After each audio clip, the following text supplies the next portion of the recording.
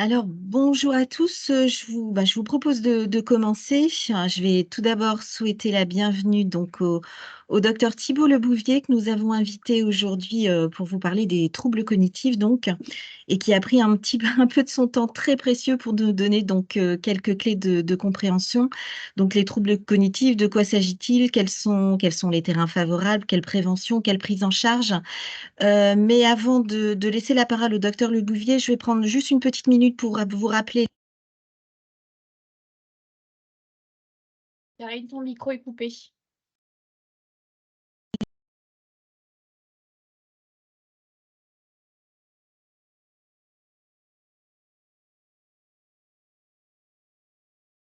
Mais j'arrive pas à le c'est bon.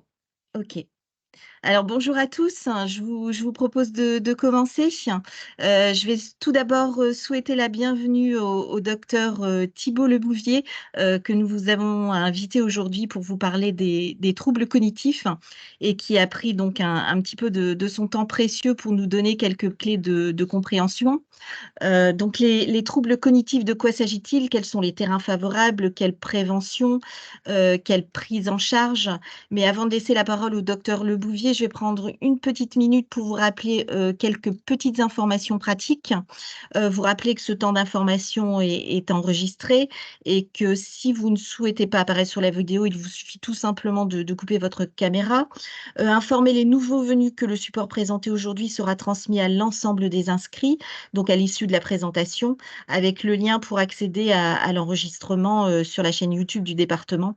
Ce lien qui vous permet également d'accéder à l'ensemble des vidéos mises en ligne depuis la mise en place des 1 heure pour l'autonomie.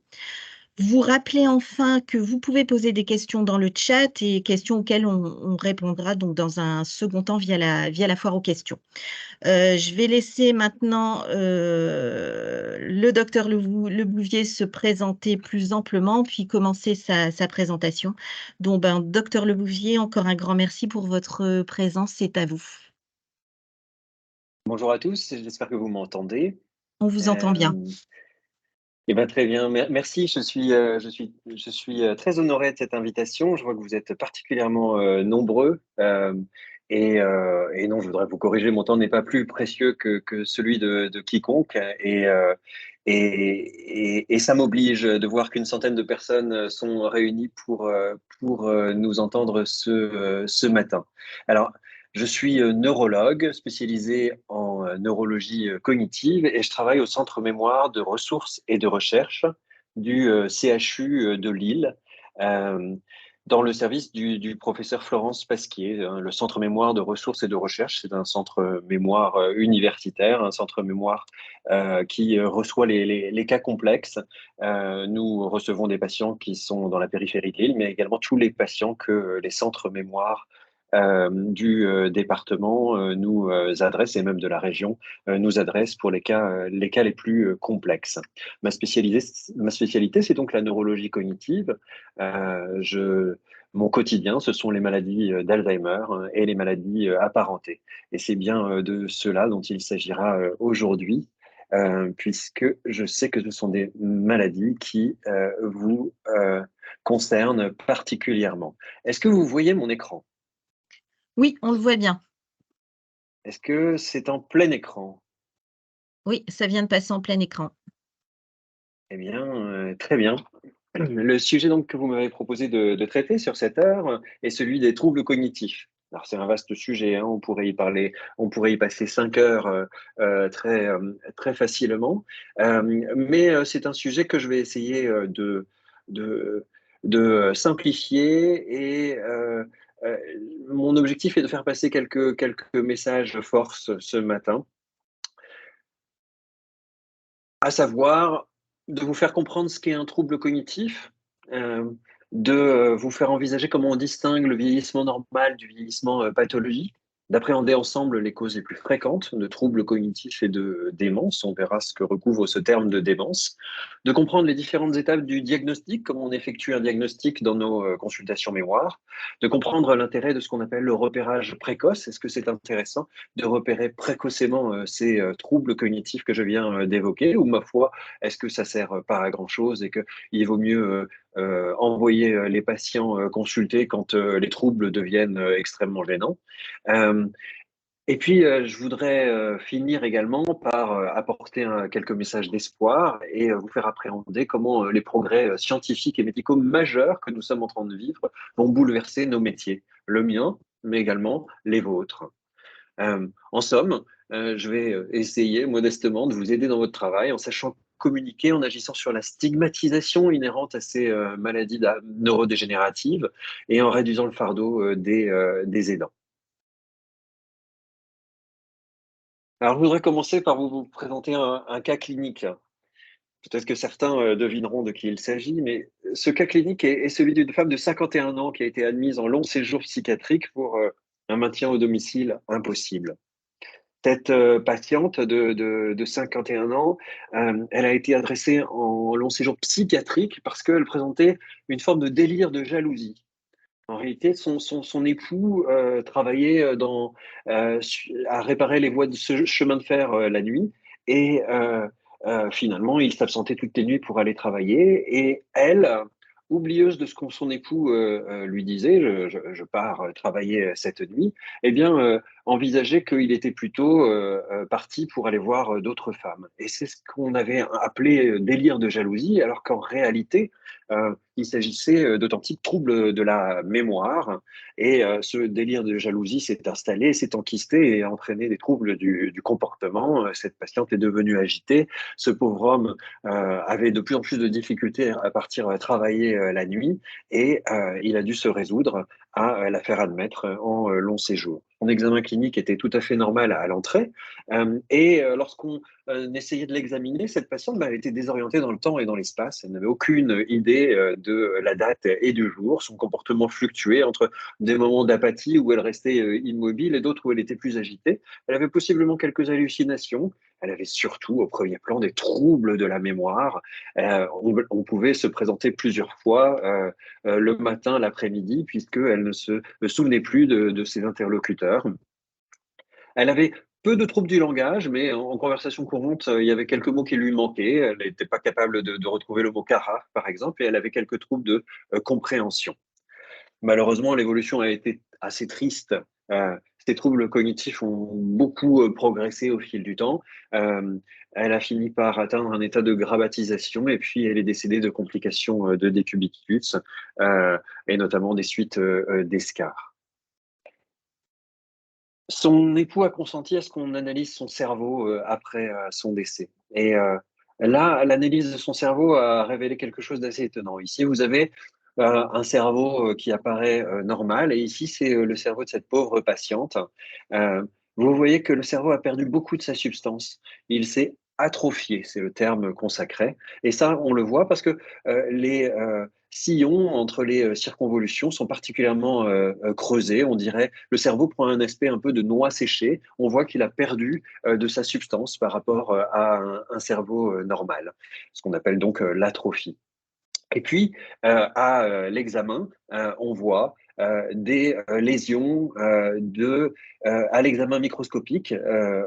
On voit que le cerveau est rempli de granulations, des dépôts de protéines qui recouvrent la surface du cortex. Et ces dépôts de protéines, eh bien, ils sont de deux types. Un premier type qu'on appelle les plaques amyloïdes et un deuxième type qui sont des filaments enchevêtrés qui se forment à l'intérieur des neurones qu'on va appeler des dégénérescences neurofibrillaires. Bien, ce cas clinique, il a été rapporté à la 37e conférence annuelle des psychiatres allemands. À votre avis, en quelle époque, si vous étiez devant moi, j'aurais pu vous interroger. Bien, c'était le 4 novembre 1906 à Tübingen par le docteur Alois Alzheimer. Et c'est ce cas qui a donné le nom à la maladie d'Alzheimer, le cas de cette pauvre patiente qui s'appelait Auguste Dieter. C'est la première description clinico-pathologique de maladie d'Alzheimer, la toute première. Cette maladie a pris le nom de maladie d'Alzheimer grâce à Émile Kraepelin, qui a reconnu les travaux de Alois Alzheimer, qui a proposé dès 1912 que cette maladie porte son nom. Alors, c'est une date importante en neurologie cognitive et en psychiatrie parce que avant, la maladie d'Alzheimer, les démences, faisait partie du champ de ce qu'on appelait les aliénations mentales, comme la schizophrénie ou les psychoses en général, ou comme le handicap mental. Euh, Puisqu'on a découvert chez cette patiente qu'il y avait des lésions dans son cerveau, eh bien, la maladie d'Alzheimer est devenue ce qu'on appelle une affection cérébrale organique. C'est pas il ne s'agit pas d'un trouble comme ce qu'on observe en psychiatrie ou dans le handicap mental où l'analyse du cerveau ne révèle aucune lésion. Et il s'agit vraiment d'une affection cérébrale organique. Il y a des lésions organiques et cette maladie d'Alzheimer appartient au spectre des maladies neurodégénératives aujourd'hui. Le fait qu'il s'agisse d'une infection cérébrale organique, ça a permis de sortir la maladie d'Alzheimer du champ de la psychiatrie pour qu'elle intègre celui de la neurologie, donc mon domaine, celui de la neurologie cognitive. Et on arrive donc dans le cœur de notre sujet, celui des troubles cognitifs et des démences. Alors, qu'est-ce que la cognition d'abord? C'est difficile à définir, d'autant qu'il n'y a pas de définition consacrée. Ça reste encore un grand débat entre des chercheurs, un grand débat de sémantique. Qu'est-ce qu'on appelle la cognition? La cognition, bon, finalement, on peut résumer ça. Un équivalent en langage populaire, ce serait celui de fonction intellectuelle. La cognition, c'est l'ensemble des processus mentaux qui se rapportent à la fonction de connaissance. Et la cognition, ça met en jeu l'attention, donc la capacité qu'on a de se concentrer sur une tâche, de se concentrer sur une tâche en faisant abstraction de ce qui se passe autour de soi pour être plus efficace. La mémoire et l'apprentissage, la possibilité de retenir de nouvelles informations, comme j'espère que ce sera votre cas aujourd'hui, ou d'apprendre de nouvelles procédures. Euh, le langage, la capacité de s'exprimer, de pouvoir décrire une intention avec des mots ou de comprendre le langage parlé. La perception également, la capacité qu'on a à comprendre que ces sons que nous entendons sont ceux d'une voix et que cette voix est composée de mots et que ces mots ont un sens. Euh, la capacité qu'on a aussi de reconnaître que ce stimulus visuel face à nous est un visage et que ce visage correspond à une personne que nous connaissons. Euh, donc ces fonctions de perception appartiennent à la cognition. Et puis enfin, le raisonnement, l'intelligence, la résolution de problèmes ou la prise de décision, ce qu'on appelle les fonctions exécutives, tout ça, ça fait partie de la cognition. En psychologie cognitive, on a tendance à réduire les fonctions cognitives à 6 grands domaines. L'attention complexe, donc la capacité de se concentrer sur une tâche, de faire abstraction des autres, l'apprentissage et la mémoire, le langage, les fonctions perceptivo-motrices, c'est-à-dire la capacité de reconnaître, d'identifier un stimulus, qu'il soit visuel, auditif, voire même olfactif, euh, et langage et fonctions perceptivo-motrices sont incluses dans ce qu'on appelle les fonctions instrumentales. Les fonctions exécutives, donc ces capacités de raisonnement, la capacité à s'adapter à des situations non routinières, à s'adapter à de nouvelles circonstances, à pouvoir élaborer une nouvelle action qu'on n'a jamais entreprise. Tout ça, c'est ce qu'on appelle les fonctions exécutives. Et puis enfin, la cognition sociale, le 6e domaine, c'est un domaine de la cognition qui est parfait, qui est particulièrement important pour les interactions sociales, puisque c'est ce domaine de la cognition qui nous donne les capacités d'inférer l'état mental d'autrui. Alors, ça va être difficile pour moi parce que vous êtes tous derrière vos webcams, mais si vous étiez dans l'amphithéâtre, je serais, au moment où je suis en train de parler, en train d'essayer de deviner si je vous saoule, si c'est trop compliqué ce que je dis, ou si à l'inverse, j'ai capté votre attention et il faut que je continue dans cette voie. C'est la capacité aussi à reconnaître les émotions sur les visages. Tout ça, ça fait partie du domaine de la cognition sociale. C'est un domaine de la cognition qui distingue l'homme des autres grands primates.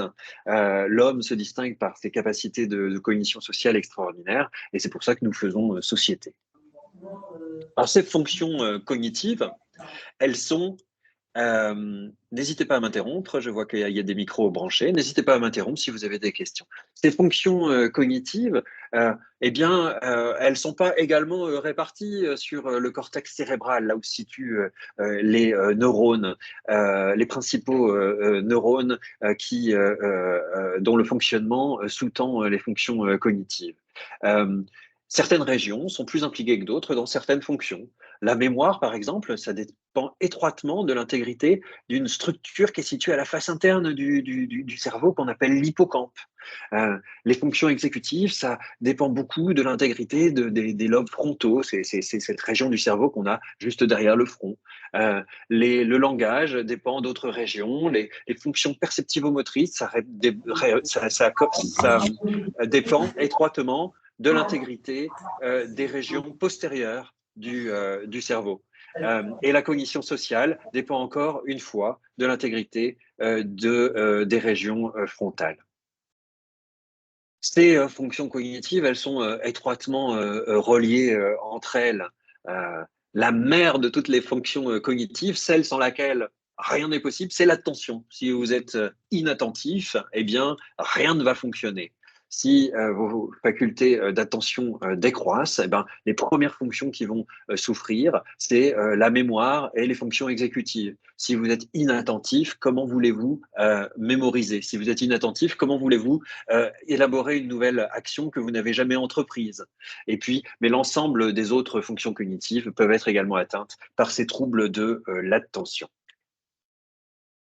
Alors maintenant, qu'est-ce qu'un trouble cognitif? Maintenant qu'on a défini la cognition, un trouble cognitif, c'est facile, c'est une réduction acquise, une diminution des performances dans l'un au moins des domaines cognitifs que je viens de décrire.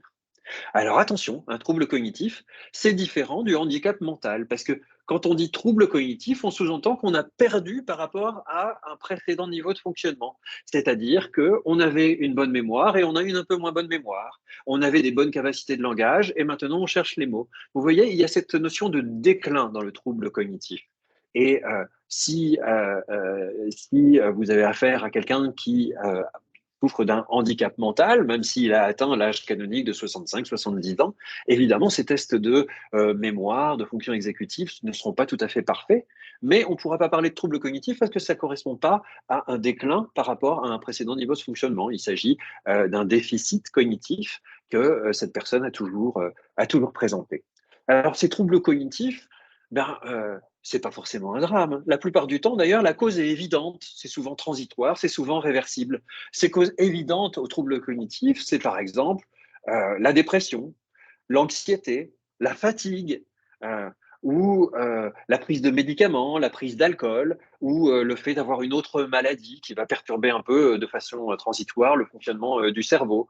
La fièvre, par exemple, mais également l'hypothyroïdie. L'hypothyroïdie, ça ralentit le fonctionnement cérébral.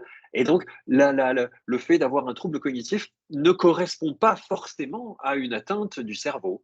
Euh, la plupart du temps, mais c'est le cas dans la moitié des cas en consultation mémoire, on est capable de rassurer les patients qui nous consultent sur l'absence de maladie d'Alzheimer ou maladie apparentée. Maintenant, évidemment, ces maladies existent. Euh, ces maladies d'Alzheimer et maladies apparentées,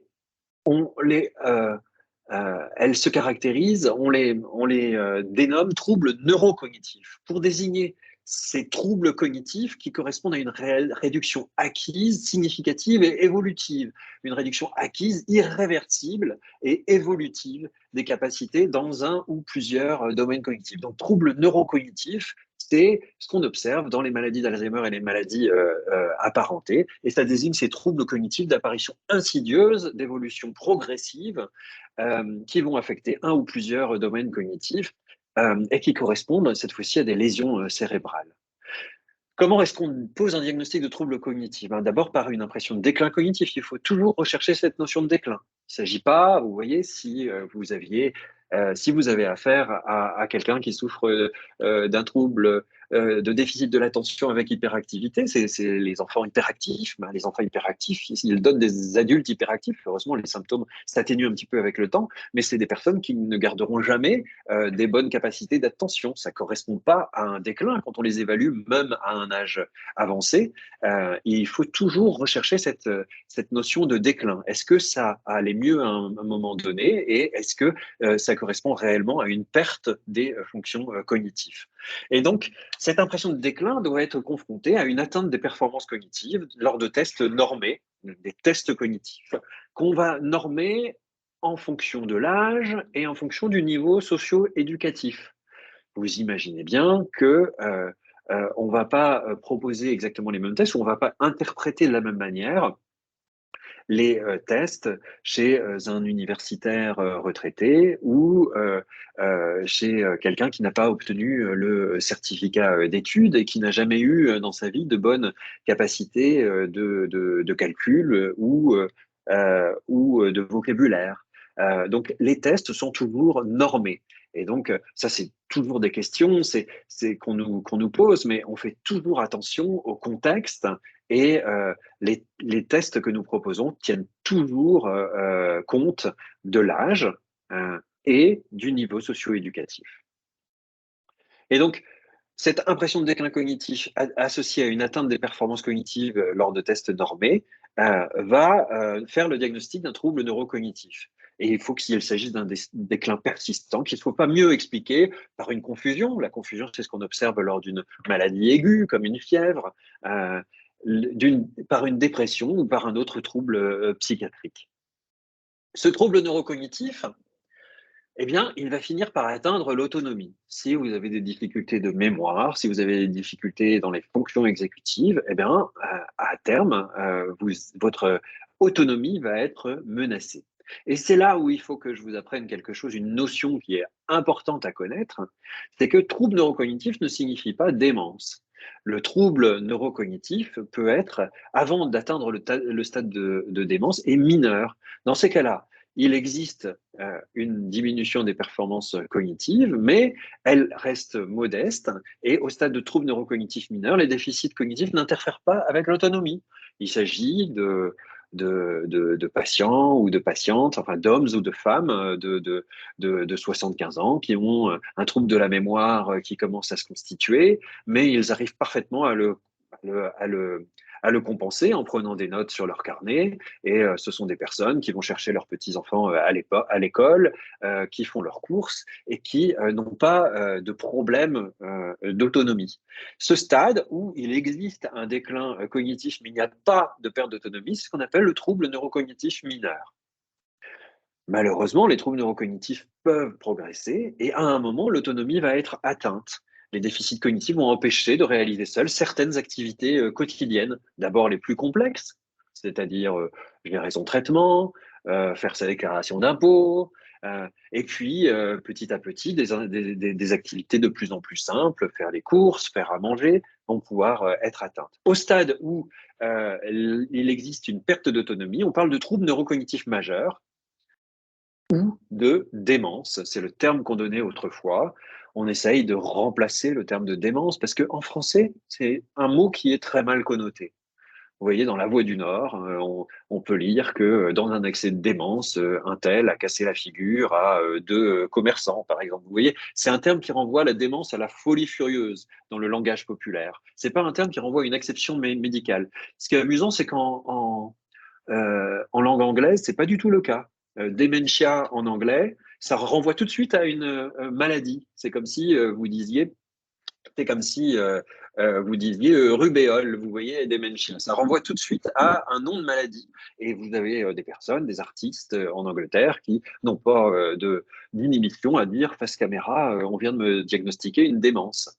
En France, c'est un terme qui est très stigmatisant du fait de son existence. Ce terme démence, sa polysémie, c'est-à-dire qu'il a d'autres sens dans le langage populaire, renvoyant encore une fois à la folie furieuse. Et donc, vous imaginez bien que devant nos patients, on ne va pas vous dire bah, ah, j'ai compris ce que vous avez une démence. C'est quelque chose qui. Donc, on essaye d'employer d'autres termes. Le terme de trouble neurocognitif majeur, bah, écoutez, on a trouvé ça, c'est basé sur la littérature internationale. C'est vrai que c'est pas tout à fait.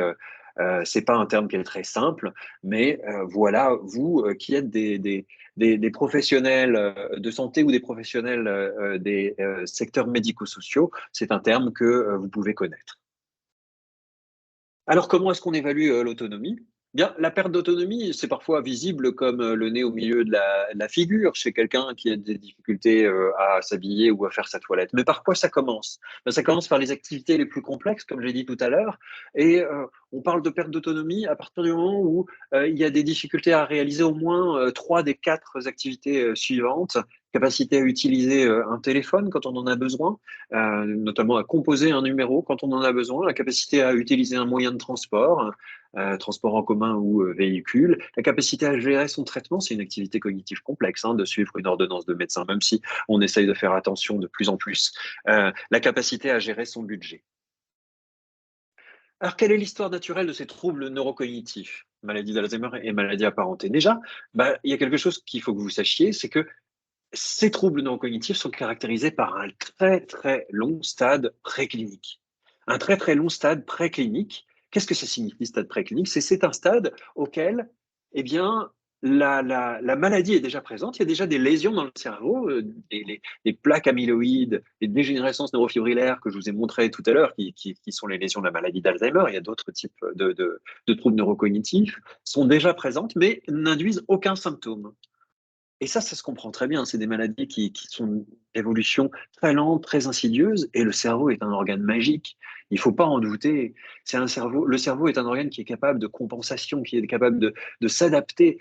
Vous savez qu'on peut très bien récupérer après un accident vasculaire cérébral, par exemple, parce que le tissu cérébral qui a été atteint, c'est pas tant qu'il se répare, mais ce sont les réseaux adjacents qui vont refaire des connexions pour essayer de compenser un déficit qui s'est constitué. Et donc, le cerveau est capable d'un apprentissage tout au long de la vie et le cerveau peut s'adapter à l'irruption d'une maladie neurodégénérative. Et ce stade préclinique, il peut durer de 10 à 20 ans en fonction des maladies qu'on considère.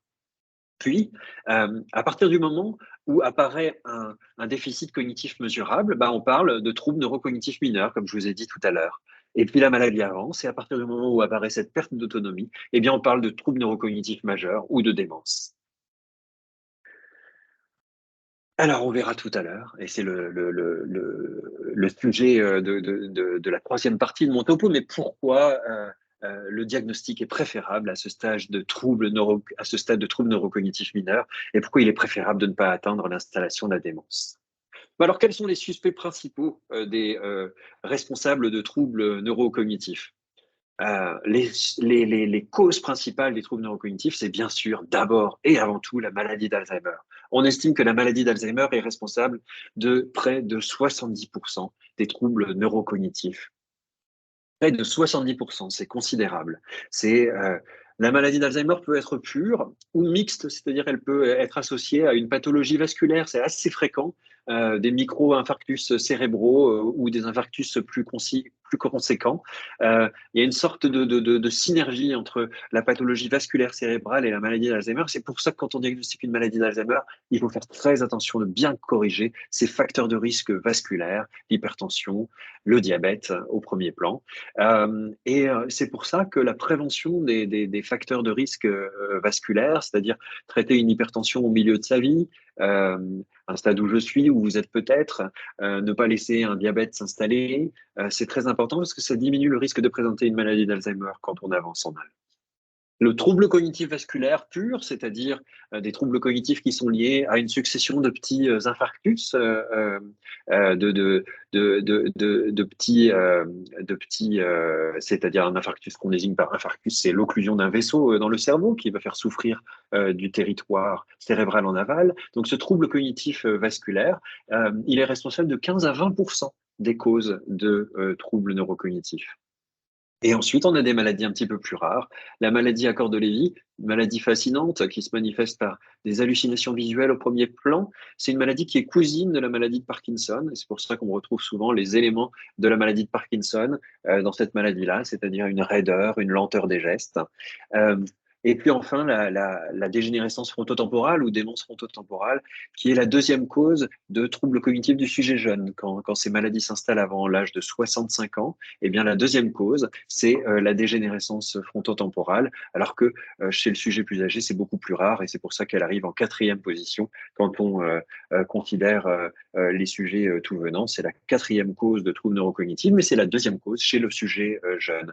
C'est une maladie dévastatrice qui va se présenter non pas par des troubles de la mémoire au premier plan, comme c'est le cas dans la maladie d'Alzheimer, mais par des troubles du comportement au premier plan. C'est une atteinte de cette cognition sociale que nous avons vue tout à l'heure qui nous permet de contrôler notre rapport aux autres, un rapport aux autres qui va être très perturbé dans la démence frontotemporale. Alors, le poids des troubles neurocognitifs, il est considérable, hein. La démence en France, c'était 1 200 000 personnes en 2014. Et on estime, avec le vieillissement de la population, que ça concernera plus de 1 750 000 personnes en 2030. Sur ces 1 200 000 personnes, il y en avait seulement 770 000 qui étaient dans le secteur de soins. Les autres n'étaient pas diagnostiqués, rendez-vous compte. Euh, Vous allez me dire, mais comment on sait qu'ils existent? Eh ben, sur des études en prenant des échantillons et de population et en recherchant les troubles neurocognitifs de façon systématique dans des échantillons de population, on se rend compte que les gens qui sont suivis médicalement ne représentent pas la totalité, l'entièreté des patients qui souffrent de troubles neurocognitifs. Il y a beaucoup de gens qui restent chez eux, qui sont pris en charge par leur famille et qui ne voient jamais un médecin pour ce sujet-là. La prévalence, elle est importante. Euh, et ça correspond à 5% des patients, des personnes au-delà de 65 ans, à près de 20% des personnes au-delà de 75 ans. Et c'est la cause majeure d'institutionnalisation. Bien, on peut compenser pas mal de handicaps au domicile aujourd'hui, en 2023, mais les troubles cognitifs sont les handicaps les plus difficiles à compenser. On peut faire des choses, vous le verrez tout à l'heure, mais on ne peut pas tout faire à partir du moment, surtout quand les gens vivent seuls et qu'ils développent des troubles psychocomportementaux. Eh bien, le trouble neurocognitif est une cause majeure d'institutionnalisation. 72% des personnes institutionnalisées le sont à cause de troubles neurocognitifs. Alors, qu'est-ce qu'on peut dire des Hauts-de-France? Ben, les Hauts-de-France pourraient se sentir épargnés par le sujet des troubles neurocognitifs, puisqu'on est la plus jeune des régions de province, mais également la troisième la plus peuplée, et donc ça nous concerne également. Surtout, ce qui est triste dans notre région, c'est qu'il y a une surmortalité de 25% associée à ces diagnostics de maladies d'Alzheimer et maladies apparentées par rapport au reste du territoire. Pourquoi? Probablement et certainement lié à la pauvreté de notre région. Prenons l'exemple maintenant de particulier de la maladie d'Alzheimer. Et vous verrez, je terminerai, et puis je voudrais vous le dire hein, en préambule pour que vous teniez jusqu'au bout. Je terminerai par des bonnes nouvelles. Euh, la maladie d'Alzheimer, on l'a vu tout à l'heure, voici une pièce anatomique, un cerveau d'un patient qui est décédé de cette maladie. Elle est caractérisée d'abord par une gigantesque atrophie. Vous voyez cet aspect de noix séchée du cerveau avec ces sillons qui se creusent entre les circonvolutions. Eh bien, c'est ce qu'on appelle l'atrophie. Le cerveau se rabougrit, se racrapote, comme disait Jacques Brel. Euh, il perd de sa substance. Normalement, un cerveau normal devrait être tout lisse, et les sillons, vous les verriez que sous la forme de traits. Euh, et euh, à l'analyse microscopique, ben, il y a deux types de lésions. C'est plaques amyloïdes, dont vous avez vu tout à l'heure les dessins d'Alois Alzheimer, et c'est une dégénérescence neurofibrillaire. Ces plaques amyloïdes ce sont des petits peptides qui se déposent à la superficie du cerveau, dans le cortex. Et ces dégénérescences neurofibrillaires, ça c'est un neurone, vous voyez, avec son noyau. Ce neurone, ben, il se gorge de ces filaments noirâtres ici, qui sont imprégnés par des sels d'argent pour qu'on puisse les voir. Et ces filaments vont perturber le fonctionnement du neurone et entraîner sa mort. La maladie d'Alzheimer, elle va se présenter dans 85% des cas, pas dans tous les cas, par des troubles de la mémoire qui vont être au premier plan. C'est la première plainte de la famille et du patient. Les troubles sont toujours plus sévères que l'apparence le fait suspecter. Vous allez parfois rencontrer dans le cadre de vos métiers des gens, vous leur donneriez le bon Dieu sans confession, si je peux dire. C'est-à-dire qu'ils vont se présenter très bien, ils vont s'exprimer très bien, et puis dès que vous les mettrez en situation de test, de façon proactive ou malgré vous, vous verrez qu'ils ont de très importants troubles de la mémoire. Et vous les surprendrez au bout d'un quart d'heure d'interrogatoire à répéter, à reposer des mêmes questions ou à radoter, parce que il y a quelque chose qui se passe au niveau de leur hippocampe, cette région du cerveau qui est responsable de l'encodage et de la consolidation de l'information. Et donc, il est difficile pour ces patients-là d'apprendre des informations nouvelles, de se souvenir des épisodes du chemin. Et regardez, cette atteinte des hippocampes, elle est très visible sur l'IRM. Ici, vous avez une IRM d'un sujet normal, ce qu'on appelle une coupe coronale qui coupe le cerveau comme une couronne et qui passe par cette région des hippocampes. Ici, un hippocampe normal. Et vous voyez, dans la maladie d'Alzheimer, l'hippocampe a fondu comme neige au soleil. Et du coup, on va beaucoup mieux voir le ventricule ici. Et voilà l'un des éléments qui nous fait porter le diagnostic. Alors, cette atteinte de la mémoire est au premier plan. Euh, Elle va bien sûr s'accompagner de d'autres types d'atteintes, mais dans 85% des cas, c'est l'atteinte de la mémoire qui va rester au premier plan et qui va être largement l'emporter sur l'atteinte des autres fonctions cognitives. La maladie d'Alzheimer, comme on l'a vu tout à l'heure dans l'histoire naturelle des troubles neurocognitifs, la maladie d'Alzheimer a le même développement. Elle est caractérisée d'abord par un long stade préclinique d'au moins 10 ans où les lésions sont présentes mais il n'y a pas de symptômes, c'est ce qu'on appelle la maladie d'Alzheimer préclinique. Puis apparaissent les premiers troubles, donc là, dans la plupart des cas, des petits troubles de la mémoire, mais le patient n'a pas perdu son autonomie. Et c'est ce qu'on appelle la maladie d'Alzheimer prodromale. Et donc, il faut remiser ces vieilles conceptions de maladie d'Alzheimer qui traînent encore comme étant des conceptions de maladies extrêmement tardives, de patients très agités. D'abord, tous les patients ne présentent pas de troubles psychocomportementaux. Ensuite, la maladie d'Alzheimer existe bien avant le stade de démence et elle peut correspondre à des personnes, encore une fois, qui vont chercher leurs petits-enfants à l'école. Ce stade de maladie d'Alzheimer prodromale, c'est ce stade auquel on veut faire le diagnostic. Mais si on vend l'image d'une maladie d'Alzheimer comme étant celle d'une démence extrêmement sévère, extrêmement avancée, mais personne ne voudra se faire diagnostiquer. Et donc, il faut déstigmatiser la maladie d'Alzheimer. Puis la maladie d'Alzheimer entre au stade de troubles neurocognitifs majeurs. Ce n'est pas non plus une déchéance majeure dont il est question ici. Au stade de troubles neurocognitifs majeurs, vous avez besoin d'aide. Ces aides vous sont apportées par les aides médico-sociales ou le plus souvent par vos proches, vos aidants. Et ces aides, elles vont d'abord se mettre en place de façon insidieuse. Vous voyez, c'est cette personne qui va de plus en plus laisser ses affaires, de moins en moins conduire sa voiture, de plus en plus laisser l'administration financière à ses enfants, etc., etc. Ces choses-là s'installent parfois sans qu'un diagnostic ne soit posé. Tout le monde dit, bon, c'est la vieillesse, c'est normal. Et parfois, trop souvent, on découvre ces maladies à un stade très avancé. Euh, Au stade de démence légère, il y a des difficultés pour faire les activités complexes de la vie quotidienne, faire ses comptes, conduire son véhicule, se repérer quand on sort seul.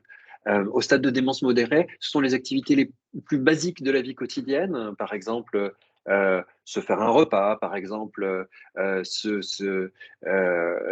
commencer à avoir des petites difficultés à assurer son hygiène personnelle qui vont apparaître. Et au stade de démence sévère, toutes les activités basiques de la vie quotidienne, s'alimenter, s'habiller, se laver deviennent difficiles. Au stade de maladie d'Alzheimer préclinique, si on pose un diagnostic ici, on en est capable aujourd'hui. On appelle ça du dépistage. On en est capable, mais ça n'est pas éthique. Et donc, on ne le fait jamais. Ça n'est réalisé que dans des cadres de recherche. Au stade, si on diagnostique la maladie d'Alzheimer au stade prodromal, c'est-à-dire au stade de troubles cognitifs légers, on appelle ça le diagnostic précoce. Et puis, on appelle le diagnostic au stade de démence de la maladie d'Alzheimer, le diagnostic tardif. Les troubles psychocomportementaux, s'il faut en parler, c'est quelque chose qui apparaît au stade de démence modérée à tardive dans la majorité des cas. Parfois plus tôt, mais dans la majorité des cas, ce sont des manifestations qui sont tardives et qui sont inconstantes. Tous les patients ne présenteront pas des troubles psychologiques ou comportementaux. Ces troubles psychologiques ou comportementaux, d'abord, ils peuvent être peu perturbateurs. Ça peut être l'apathie, le fait d'avoir de moins en moins d'initiative, de rester dans son coin à rien faire. Euh, et donc, il faut lutter contre ça parce que c'est un facteur d'accélération de la maladie, mais ça n'induit pas de détresse des proches. Mais ça peut être également des troubles plus perturbants, une irritabilité, une désinhibition, des difficultés à avoir du contrôle sur soi-même, et donc une tendance à avoir des accès de colère, voire d'agressivité, des éléments délirants comme cette patiente, cette pauvre Auguste D qui envisageait que son époux la trompait euh, etc., etc. Très rarement des hallucinations. Comment forme-t-on un diagnostic de maladie d'Alzheimer? Eh bien, d'abord et avant tout, c'est un diagnostic qui commence par une caractérisation clinique. Il faut d'abord affirmer qu'il existe un déficit cognitif et qui correspond à un déclin et que nous sommes donc dans le cadre d'un trouble neurocognitif.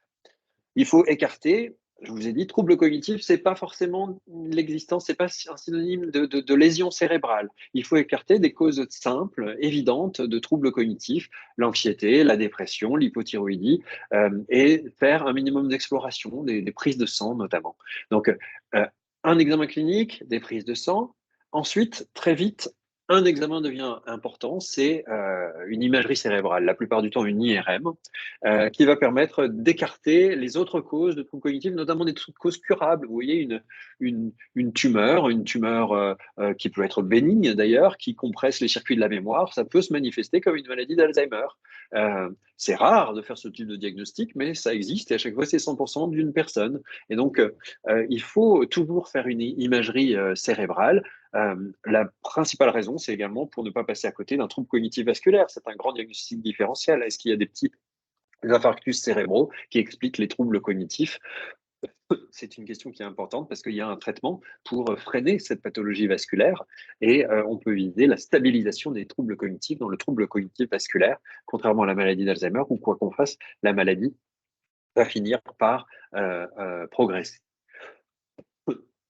Et puis enfin, aujourd'hui, on dispose de ce qu'on appelle des biomarqueurs. Alors ces biomarqueurs, ils sont accessibles par des techniques complexes de médecine nucléaire ou par la ponction lombaire. La ponction lombaire, on ne va pas l'infliger à tous les patients. On va proposer la ponction lombaire parce que c'est le diagnostic le plus performant dont on dispose pour pouvoir savoir, notamment au début de maladie, au stade de troubles neurocognitifs mineurs, quand la maladie avance, la ponction lombaire a beaucoup moins d'intérêt parce qu'on est d'abord beaucoup plus certain du diagnostic. Et puis, parce que pour certaines raisons, on n'aura pas besoin d'une confirmation à 100%, mais la ponction lombaire, surtout au stade de troubles neurocognitifs mineurs, permet de dire si ce trouble cognitif débutant est bien lié ou non à une maladie d'Alzheimer, avec une sensibilité, une spécificité excellente. Il y a encore quelques années, le diagnostic de maladie d'Alzheimer était un diagnostic de probabilité, c'est-à-dire que on devait attendre jusqu'au décès du patient, comme Auguste D, pour le cas où la famille et le patient étaient d'accord pour une analyse du cerveau, pour savoir si le diagnostic qu'on avait posé du vivant du patient était correct. Aujourd'hui, grâce à ces biomarqueurs qu'on va aller prélever dans le liquide cérébrospinal ou qu'on obtient par certaines analyses complexes de médecine nucléaire, eh bien, on peut connaître le diagnostic du vivant du patient. On peut avoir une preuve du diagnostic de maladie d'Alzheimer du vivant du patient et ça change tout. C'est une révolution qui est apparue dans notre discipline depuis une quinzaine d'années, mais les techniques ne cessent de s'améliorer. Et aujourd'hui, on peut dire avec une grande sécurité de diagnostic si un trouble de la mémoire débutant est une maladie d'Alzheimer ou est lié à un autre type de maladie. Alors, quels sont les traitements des maladies d'Alzheimer? Il y a d'abord des traitements symptomatiques, des traitements qui vont essayer de, d'augmenter les performances cognitives, notamment, en fait, ce sont des traitements qui agissent sur l'attention, beaucoup plus que sur la mémoire. C'est des traitements qui rendent plus attentifs. Vous en connaissez certains, le donépésil, la rivastigmine, la galantamine. Ce sont des traitements qu'on appelle inhibiteurs de l'acétylcholinestérase. Malheureusement, ils ont été déremboursés en 2018. Pour une raison qui nous est apparue comme obscure. Ce sont des traitements qui valent pas très cher, qui valent pour le donépénil une vingtaine d'euros par mois. Et ce sont des traitements qui ont un effet qui est modeste, mais qui est significatif. On estime que ces traitements-là reculent l'institutionnalisation de 6 à 12 mois en fonction des patients. Et ce sont des traitements qui peuvent donc améliorer le fonctionnement cérébral en rendant plus attentifs, les patients plus attentifs. Il y a d'autres types de traitements médicamenteux, les traitements des troubles psychocomportementaux, s'ils apparaissent, certains antidépresseurs, certains antidépresseurs peuvent être prescrits dans ces indications-là. Attention, il y a des traitements qui ont un profil, un index thérapeutique très étroit, les anxiolytiques et les neuroleptiques. Il faut les éviter chaque fois qu'on le peut, mais parfois leur prescription est nécessaire parce qu'il faut les éviter autant qu'on le peut. Ce sont des traitements qui sont susceptibles d'aggraver les troubles cognitifs. Certes, ils vont réduire l'agitation, les troubles psychocomportementaux, mais ils vont aggraver les troubles cognitifs et ils vont être associés à d'autres types d'effets indésirables. Le traitement médicamenteux, c'est mon métier. C'est aussi d'autres choses. C'est enlever tous les traitements qui peuvent être délétères pour la cognition, des anxiolytiques, des somnifères pris depuis des années sans vraiment de justification. Il faut mieux les enlever.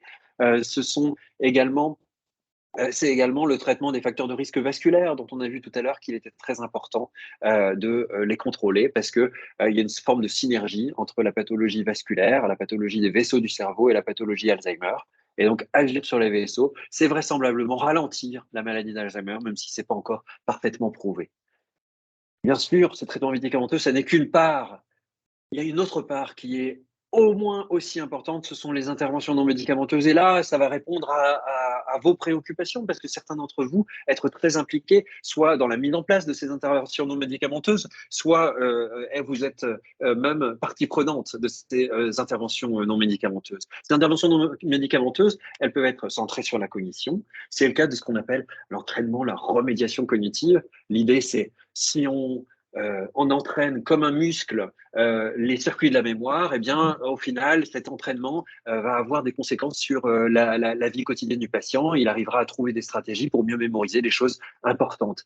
Qui fait cet entraînement cognitif? Eh bien, ce sont les orthophonistes dans notre pays et qui donc vont entretenir le langage, la mémoire par des activités qui ressemblent beaucoup aux tests cognitifs que nous employons pour le diagnostic. Ces interventions non médicamenteuses centrées sur la cognition, c'est tout ce qui est du domaine de la réadaptation cognitive. Là, on change de philosophie. Cette fois-ci, il ne s'agit pas d'entraîner les circuits cognitifs, il s'agit de se dire, bah, certes, il y a un problème cognitif, il y a un problème de mémoire. Maintenant, qu'est-ce qu'on peut trouver comme stratégie pour compenser ces problèmes de mémoire? En utilisant un tableau Velleda dans la cuisine, en apprenant aux patients à utiliser un agenda. Et ça, les équipes de soins à domicile, les ESAD que vous connaissez sans doute, qui comprennent souvent en leur sein un ergothérapeute, un psychomotricien ou une psychométricienne, eh bien, font très bien ce travail-là. Et on a la chance de bénéficier de ces ESAD. Et notre département a la chance d'être bien pourvu en ESAD, même s'il n'y en a jamais assez. Enfin, la stimulation cognitive, euh, c'est l'idée qu'il ne faut pas rester seul à rien faire, qu'à chaque fois qu'on utilise son cerveau pour quelque tâche que ce soit, eh bien, on refait des connexions dans le cerveau. Et donc, on fait l'inverse de ce que la maladie fait, c'est-à-dire défaire les connexions entre les neurones. Et donc, rester actif, mais sans se mettre en échec. Je veux dire, quand on vient de vous diagnostiquer une maladie d'Alzheimer, c'est peut-être pas le moment de commencer à apprendre une langue étrangère. Vous voyez, vous allez droit dans le mur, vous allez être confronté à vos échecs. Mais en revanche, d'autres types d'activités sportives ou culturelles peuvent être tout à fait adaptées pour vous. Cette stimulation cognitive, elle est aussi mise en place par certaines aides médico-sociales ou certaines structures. Les accueils de jour, par exemple, c'est un miracle pour les aidants de pouvoir confier leurs proches une journée, 2 journées, 3 journées par semaine aux accueils de jour pour que leurs proches bénéficient d'activités. Et c'est quasiment, ça appartient au traitement, vous comprenez? Ça n'est pas juste fait pour soulager les dents, c'est fait aussi pour ça, mais c'est partie prenante du traitement, garder les personnes actives pour retarder la progression de la maladie. La stimulation cognitive, elle est également faite par les auxiliaires de vie au domicile ou les assistants de soins en gérontologie qui vont proposer des activités. Les interventions non médicamenteuses, c'est également le style de vie. Et là, il faut citer l'activité physique parce qu'il y a un très grand rationnel. C'est la science, ça. Vraiment, il y a un très grand rationnel pour penser. Même pas penser, vous voyez, il faut que je pèse mes mots. Il a été, démontré qu'une activité physique quotidienne pouvait agir sur la progression des troubles neurocognitifs, sur certains aspects de la progression des troubles neurocognitifs. Et donc, l'activité physique fait partie de ces mesures de style de vie qui doivent être systématiquement recommandées. Il ne s'agit pas de faire de nos proches ou de nos patients des marathoniens, bien sûr, mais il est question des 10 000 pas, c'est-à-dire 3/4 d'heure de marche par jour, séparés en 2 promenades si les gens sont un petit peu fragiles. Mais vous voyez, rester actif, pouvoir prétendre, quand on va se coucher, avoir fait au moins 45 minutes d'une activité physique de faible intensité, ça nous suffit. Et c'est ça qui est protecteur. Euh, alors, la prise en charge sociale, maintenant, là, je vais passer rapidement parce que je vais être risible en m'exprimant à vous, vis-à-vis de vous sur ces sujets-là. C'est la prise en charge à 100% d'abord. C'est L'allocation personnalisée à l'autonomie, ce sont les mesures de protection juridique qu'on peut mettre en place. Alors, sauvegarde de justice, curatelle, tutelle, ça peut devenir utile, surtout chez des patients qui vivent seuls. L'habilitation familiale est une mesure qui est beaucoup plus élégante quand il y a un climat familial harmonieux et qu'il y a une personne ressource qui accepte de se charger de la gestion des ressources de son proche, cette patiente. Cette personne peut être l'époux, l'épouse ou un enfant si les enfants s'entendent bien. Et la, la, parmi les mesures de protection juridique, je voudrais souligner, parce que ça, vous pouvez avoir cette mission d'information, le mandat de protection future qu'on peut dresser auprès de son notaire, qui est particulièrement adapté pour des gens qu'on diagnostique au stade de troubles neurocognitifs mineurs. Leur maladie va évoluer dans les années à venir, le plus tard possible, mais à ce stade-là, ils sont parfaitement aptes à décider pour eux-mêmes. Et donc, le mandat de protection future peut permettre de déterminer, d'écrire avec sous contrôle d'un notaire, quelle est la personne qui devra s'occuper de mes ressources quand la maladie viendra à progresser. Cette mesure, elle est beaucoup plus élégante. Elle permet aux personnes qui reçoivent ce diagnostic de contrôler leur avenir. Et c'est leur rendre finalement une forme de dignité que de proposer ce type de mesures. Les conseils pour la conduite automobile, vous avez peut-être vu cette circulaire qui est passée en mars 2022, qui est injuste à bien des égards parce qu'elle est trop sévère, mais qui interdit dès le diagnostic de maladie d'Alzheimer à un stade précoce la conduite automobile. Il y a des moyens de contournement en allant voir un médecin expert, mais et les consultations mémoire sont là pour assurer ces conseils. Et puis, il y a de nombreux dispositifs d'accompagnement qui sont faits pour garder la personne au domicile le plus longtemps possible, pour répondre aux vœux de chacun. On a parlé des équipes spécialisées Alzheimer, les accueils de jour, les plateformes de répit et les clics. Pardon, il ne s'agit plus de Maya, il s'agit de DAC, de dispositifs d'appui à la coordination, et puis les dispositifs de formation aux aidants. Euh, il y a de nombreuses structures qui existent pour les malades en établissement qu'on n'abandonne pas, quand bien même l'institutionnalisation devient inéluctable. Vous connaissez les EHPAD, évidemment, avec des PASA qui sont situés en leur sein, les unités d'hébergement renforcé pour les malades qui ont des troubles psychocomportementaux difficiles à soigner, ou les unités cognitivo-comportementales qui permettent d'accueillir des patients sur une durée courte, 3 semaines, 4 semaines maximum, pour essayer de juguler leurs troubles du comportement, leur permettre de réintégrer leur domicile une fois les troubles du comportement traités, si la consultation n'a pas suffi. Voilà ce que je voulais vous dire sur cette maladie d'Alzheimer. Alors maintenant, comment ça se passe le trajet? Et puis j'ai bientôt terminé, je vous rassure. Je vais peut-être dépasser de 10 minutes si les modérateurs m'y autorisent, vu qu'on a commencé avec un petit peu de retard. Euh, mais dans le cas contraire, interrompez-moi dès maintenant. Non, non, pas de Co- souci, pas de souci, vous pouvez poursuivre, il n'y a pas de souci. Merci beaucoup. Comment ça se passe le diagnostic d'un trouble neurocognitif? Eh bien, ça commence chez le médecin traitant, par l'utilisation déjà de repérer une plainte qui paraît suspecte, et puis de la confronter à des petits tests de cognitifs très simples pour savoir si oui ou non il y a quelque chose. Euh, c'est une consultation médicale comme les autres qui va permettre d'écarter un diagnostic d'anxiété, de dépression évident, un diagnostic d'hypothyroïdie évident. Et s'il y a des arguments en faveur d'un trouble neurocognitif, surtout s'il est majeur, eh bien, il faut diriger les patients vers la consultation mémoire, où là, à travers un certain nombre d'explorations, l'IRM, les prises de sang, les tests cognitifs, eh bien, on va pouvoir déterminer le diagnostic. S'agit-il d'une maladie d'Alzheimer? S'agit-il d'une maladie apparentée? Et puis, engager un traitement qui diffère en fonction de la maladie considérée. C'est pas juste un diagnostic pour la science, c'est un diagnostic parce que le traitement diffère. Il y a certains médicaments qui sont délétères dans la démence frontotemporale, par exemple, et qui sont utiles dans la maladie d'Alzheimer. Et donc ça, si on ne fait pas le diagnostic, eh bien, on ne peut pas, on peut faire des bêtises. Au stade de troubles neurocognitifs mineurs, eh bien, les médecins généralistes ont souhaité qu'on n'aille pas forcément vers le diagnostic, qu'on n'y aille que si les patients le souhaitent. En tout cas, en 2023, les choses vont changer, vous le verrez. Qu'on n'aille pas forcément jusqu'au diagnostic. Pourquoi? Parce que le diagnostic peut être stigmatisant, peut faire du mal, chez certaines personnes qui n'auraient pas envie qu'on aille trop loin dans la détermination du diagnostic. C'est un petit peu critiquable, je le dis avec beaucoup d'amitié vis-à-vis de nos collègues médecins généralistes, mais en tout cas, on a un devoir d'information et de proposition. Est-ce que vous voulez aller plus loin? Voilà, vous avez un trouble neurocognitif mineur. Est-ce que vous voulez qu'on aille plus loin pour savoir si c'est une maladie d'Alzheimer ou une maladie apparentée, ou est-ce que vous préférez qu'on vous suive et puis qu'on vous reprenne au moment où le trouble deviendra gênant? Et c'est ce qu'on fait aujourd'hui. Si les patients ne souhaitent pas aller plus loin dans le diagnostic, ils sont envoyés à leur médecin généraliste et on les revoit de façon périodique si les troubles se poursuivent. Alors, la consultation mémoire, c'est le deuxième niveau après le médecin généraliste. Nous avons la chance dans le Nord d'être bien dotés.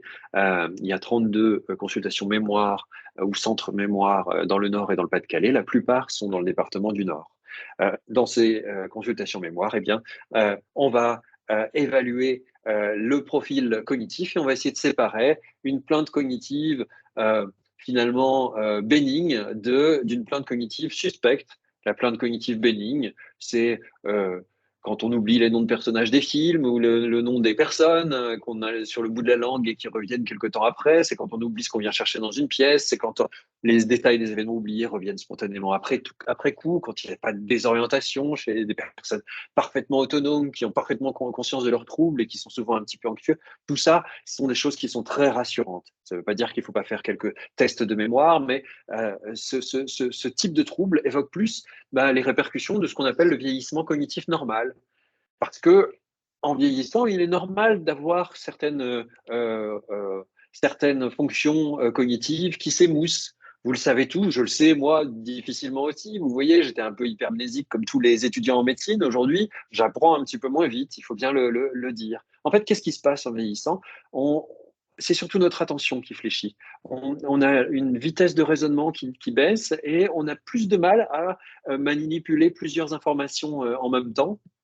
Et on a plus de mal à élaborer des stratégies de mémorisation. C'est ça ce qui se passe. Mais en aucun cas, la mémoire n'est atteinte de façon majeure dans le vieillissement normal. Il s'agit plus de difficultés attentionnelles, de difficultés de vitesse de raisonnement. Et on est capable, en consultation mémoire, de séparer une plainte cognitive. C'est fréquent de se plainte de la mémoire après l'âge de 65 ans. Une plainte cognitive bénigne qui est liée aux répercussions du vieillissement normal, d'une plainte cognitive qui est suspecte, qui est peut-être un mode d'entrée dans une maladie d'Alzheimer ou une maladie apparentée. Et alors, je voudrais vous montrer juste comme ceci. Ça, ce sont les scores MMSE, c'est-à-dire c'est une échelle très grossière d'évaluation des troubles cognitifs de plus de 1500 personnes qu'on a pris en charge dans le département et qui s'étaient présentées à un stade de trouble neurocognitif mineur, c'est-à-dire un stade très précoce ou un stade de trouble cognitif non lié à une maladie d'Alzheimer ou apparentée. Des gens qui avaient donc une petite plainte, un tout petit trouble et qui venaient à la consultation mémoire. Et on a tracé leur trajectoire de MMS au fil du temps. Ici, vous voyez en abscisse, 5 ans, 10 ans, 15 ans. Donc, beaucoup de ces patients ont été suivis très, très, très, très, très, très longtemps. Donc, chaque trait, c'est la trajectoire d'un patient. Il y en a 15 000 sur ce graphe, pas 1500, mais 15 000. Non, on verra tout à l'heure les effectifs. Eh bien, par informatique, on a réussi à déterminer qu'il y a 3 trajectoires qui se distinguent significativement dans ce fatras de courbe évolutive. La première trajectoire, c'est celle des patients qui restent stables ou alors qui ont un déclin momentané mais qui reviennent. Et chez ces patients-là, dans la plupart du temps, on avait posé un diagnostic de troubles cognitifs bénins, d'anxiété, de dépression, de plaintes amnésiques liées à l'âge. Alors que dans les deux autres, et vous voyez que ça concerne 50% des patients qu'on reçoit à la consultation mémoire. Alors que dans les deux autres trajectoires, on avait posé la plupart du temps un diagnostic de maladie d'Alzheimer ou de maladie apparentée. Ce que je veux vous dire ici, c'est que même si les troubles paraissent légers, au début d'une maladie d'Alzheimer ou d'une maladie apparentée, il se distingue radicalement des troubles que l'on peut observer dans le vieillissement cognitif normal. Et le futur n'est pas du tout le même. Vous voyez ici le déclin du MMS observé par rapport à celui des patients chez lesquels qui ont reçu un diagnostic rassurant. Donc, même si les troubles sont minimes, vous voyez, il faut se garder de se dire, ben, il n'y a pas grand-chose, de toute façon, il n'y a rien à faire, pourquoi tu vas consulter? Reste chez toi tranquille, profite de la vie, parce que ça peut rendre la dignité à ces personnes qui euh, s'inquiètent d'un trouble mémoire qui est apparu que de leur dire à quoi ça correspond. Ça peut lever leur angoisse également. C'est une mauvaise nouvelle, une maladie d'Alzheimer, mais savoir qu'est-ce qui se passe plutôt que de rester dans l'incertitude, pourquoi je ne mémorise plus, qu'est-ce qui se passe dans ma tête, euh, et donc recevoir une mauvaise nouvelle, même si recevoir un diagnostic, même si il s'agit d'une mauvaise nouvelle, peut parfois soulager les gens qui se disent ah bah finalement j'avais raison, j'ai bien quelque chose. Ça peut soulager les proches aussi qui se disent, bah, il ne fait pas exprès. Mon époux ne s'en fiche pas de moi. Quand il me pose sans cesse la même question, c'est pas qu'il m'écoute pas, c'est juste qu'il a vraiment une maladie. Et donc, l'environnement familial se resserre autour de cette personne pour devenir beaucoup plus bienveillante.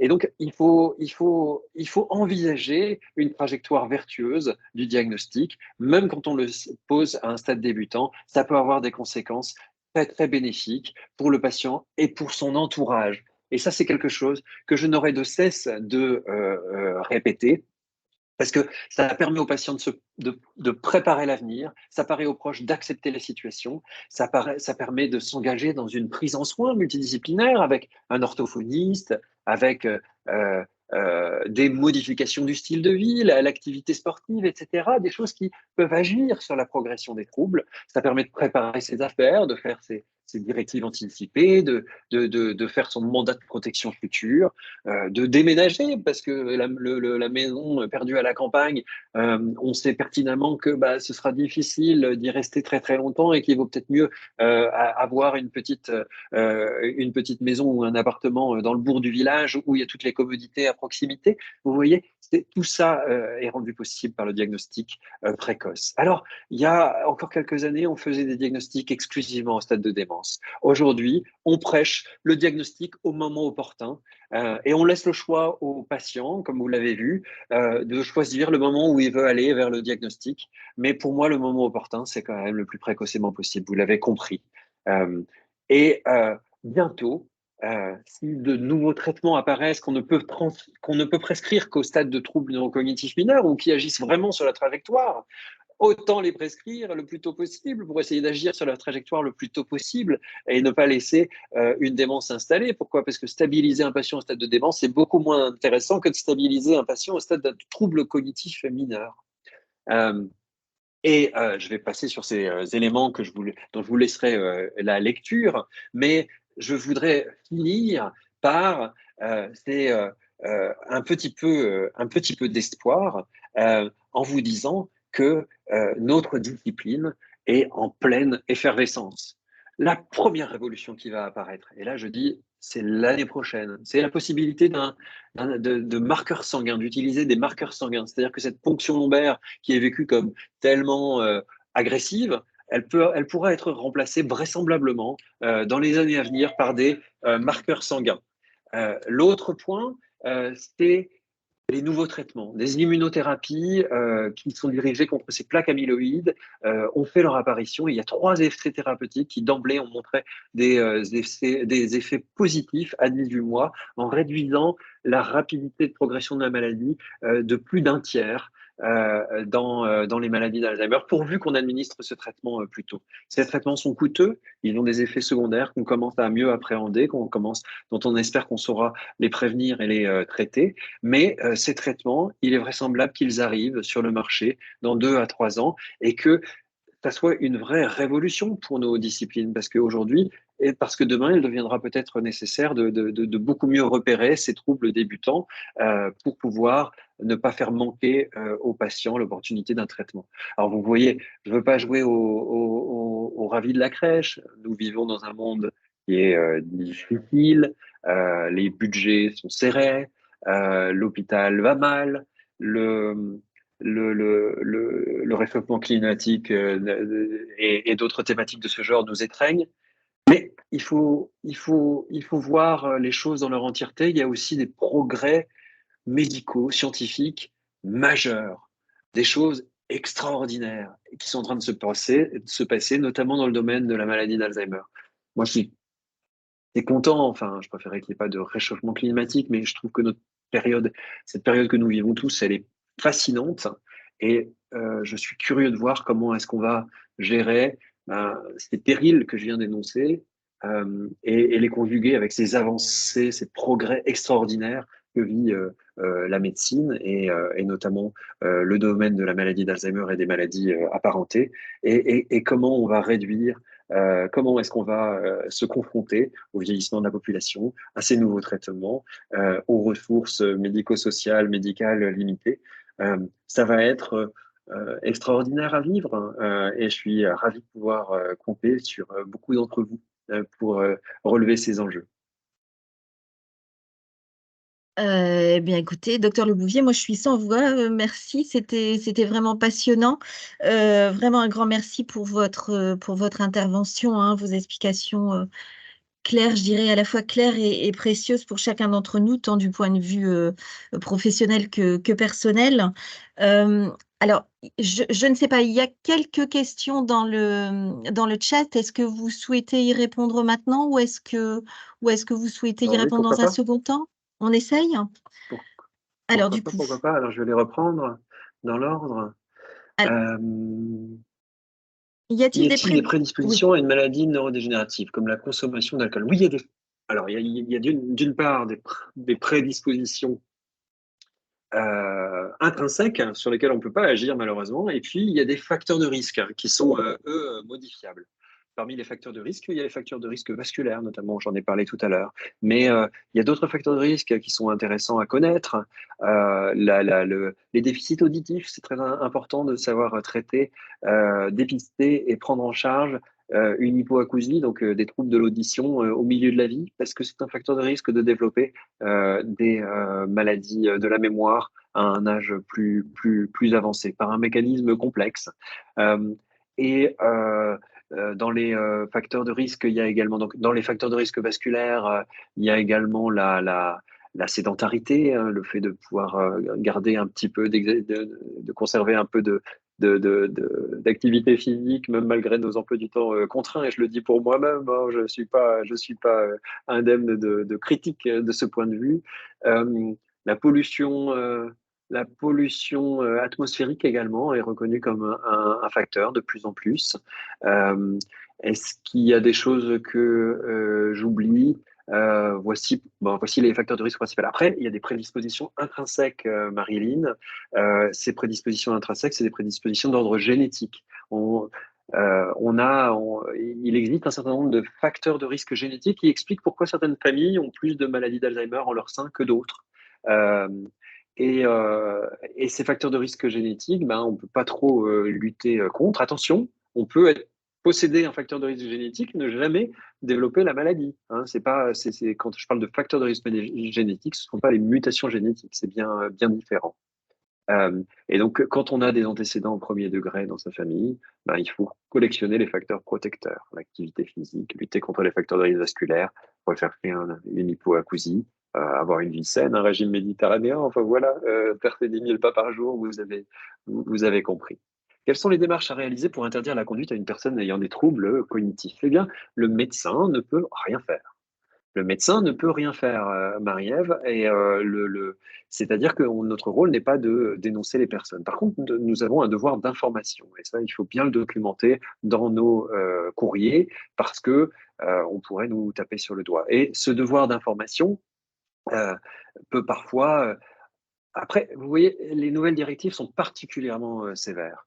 Moi, je donne cette information, euh, mais dans les stades tout débutants de la maladie, c'est parfois extraordinairement sévère. Hein, dans le cas de, vous savez, les grands-parents qui vont chercher les patients, les petits-enfants à l'école, dès ce stade-là, théoriquement, la conduite automobile, d'après la nouvelle circulaire, est interdite. Et vous imaginez chez les gens qui ont juste des troubles de la mémoire, qui ne les gênent pas du tout pour conduire, combien ça peut être dramatique pour ces personnes. Alors, il faut donner ce devoir d'information, il faut faire évoquer les risques. Si le patient est objectivement un danger public, et ben là, ce qu'il faut faire, c'est essayer d'engager des proches à le dénoncer. C'est comme ça qu'il faut faire, à le dénoncer à la commission départementale du permis de conduire. Faut aussi essayer de passer par chez des patients qui souvent ne veulent pas se faire suivre, ne veulent pas venir à la consultation, ne veulent pas entendre parler de ces sujets-là. Il y a parfois quelques astuces qu'on peut employer, comme mettre en panne le véhicule. Euh, il peut et puis donc la formule la plus sévère, c'est de le dénoncer à la commission du permis de conduire, ce qui va déclencher une enquête et puis le retrait du permis. Voilà. La plupart du temps, on arrive à trouver des solutions de bout de ficelle. Vous avez évoqué à plusieurs reprises l'hypothyroïdie comme facteur, alors pas comme facteur de risque de troubles cognitifs, c'est une cause de troubles cognitifs, mais qui n'est pas une démence, Marilyn. C'est-à-dire que l'hypothyroïdie, surtout chez la personne âgée, ça peut prendre le masque d'une démence. Les gens vont être, enfin, les patients atteints vont être très ralentis, avoir du coup des troubles de l'attention, du coup des troubles de la mémoire. Vous avez vu combien l'attention va avoir des répercussions sur l'ensemble des autres fonctions cognitives et ça va prendre le masque d'une démence. C'est pour ça qu'il faut faire toujours une TSH, donc un dosage de la fonction thyroïdienne par une prise de sang dès qu'on fait un diagnostic de troubles cognitifs pour être bien sûr qu'on est bien dans le cadre d'un trouble neurocognitif et pas de quelque chose qui le mime. Quelle est la marche à suivre en termes de prévention ou de diagnostic quand on souffre de cette pathologie? Alors, peut-être c'est hors sujet là. Pour le coup, je vous renverrai à des collègues endocrinos, mais les médecins traitants savent très bien gérer ça. L'hypothyroïdie, c'est vraiment quelque chose que les médecins traitants savent parfaitement gérer. Les activités cérébrales sont-elles protectrices pour le développement? Toute activité, Catherine, est protectrice. Euh, euh, alors, vis-à-vis du développement de la maladie, oui. Et une fois que la maladie est installée, aussi. Vis-à-vis du développement de la maladie, le fait de rester actif, de ne pas avoir une retraite apathique devant le téléviseur, vous voyez, il est certain que ça protège. Alors, ça protège comment? Est-ce que ça chasse les plaques amyloïdes et les dégénérescences neurofibrillaires? Non, si vous devez avoir la maladie, vous l'aurez, vous avez les lésions dans le cerveau. Mais ça a des répercussions sur ce qu'on appelle la réserve cognitive. C'est-à-dire que si vous avez un cerveau bien fait, que vous restez actif, alors attention, rester actif, c'est pas lire de la philosophie, hein, c'est pas faire des mathématiques, c'est pas être un intellectuel. Ça peut être jardiner tous les jours, avoir un projet de construire une cabane dans le fond du jardin, voyager, voir des amis, avoir une activité associative.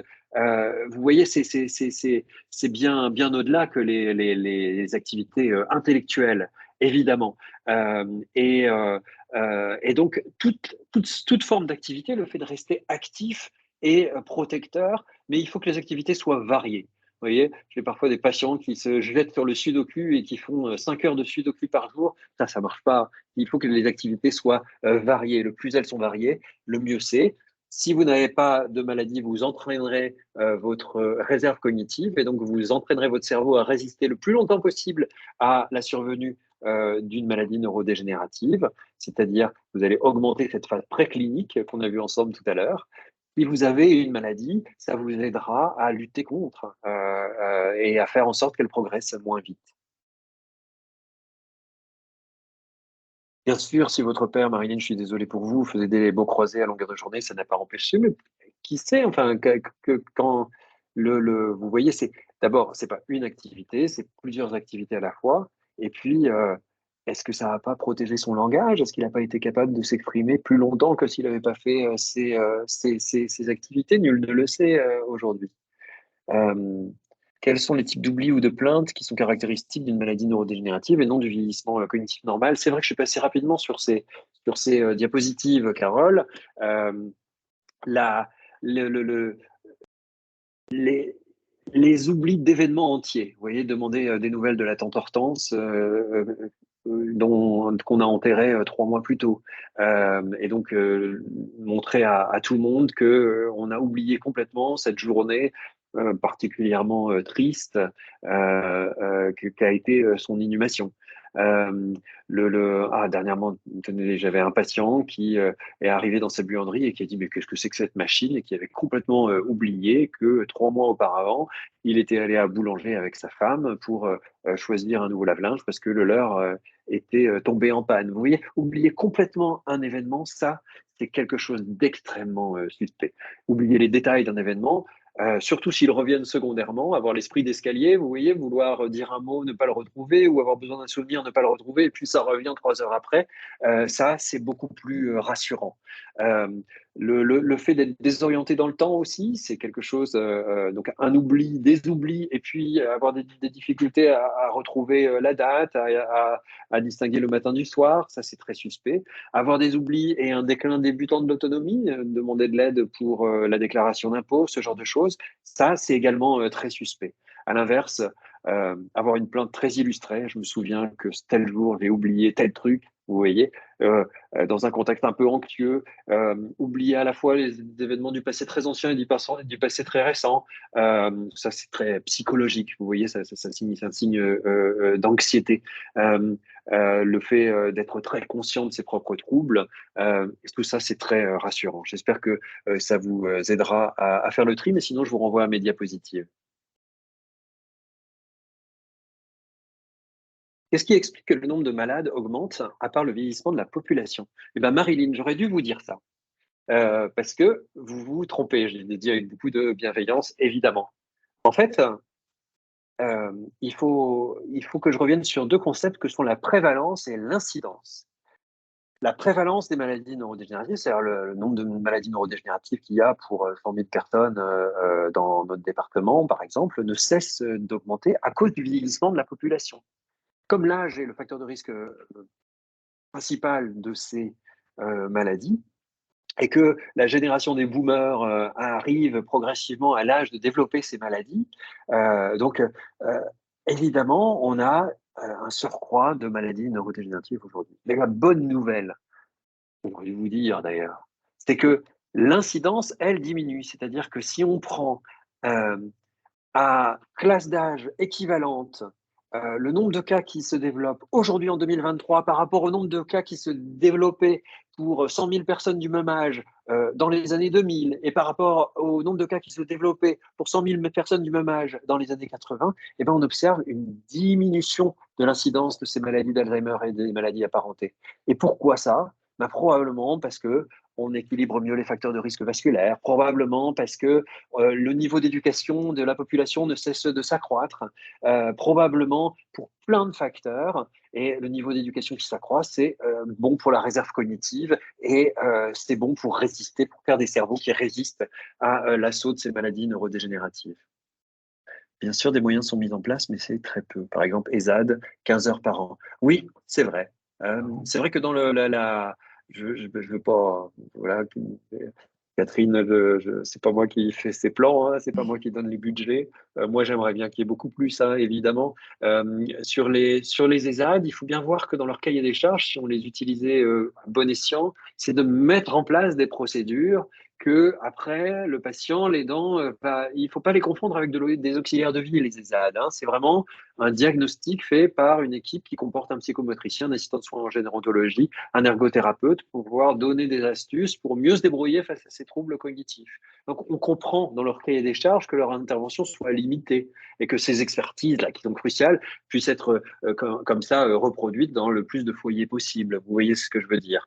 Donc, c'est peut-être pas les ESAD qui sont, enfin, il en faut sans doute un petit peu plus, mais c'est peut-être pas augmenter le temps d'intervention des ESAD qui est le plus crucial. C'est plus pouvoir trouver des accueils de jour. Certains accueils de jour sont toujours utilisés, hein, sachez-le. Hein, il y a quand même un petit paradoxe aussi. Hein.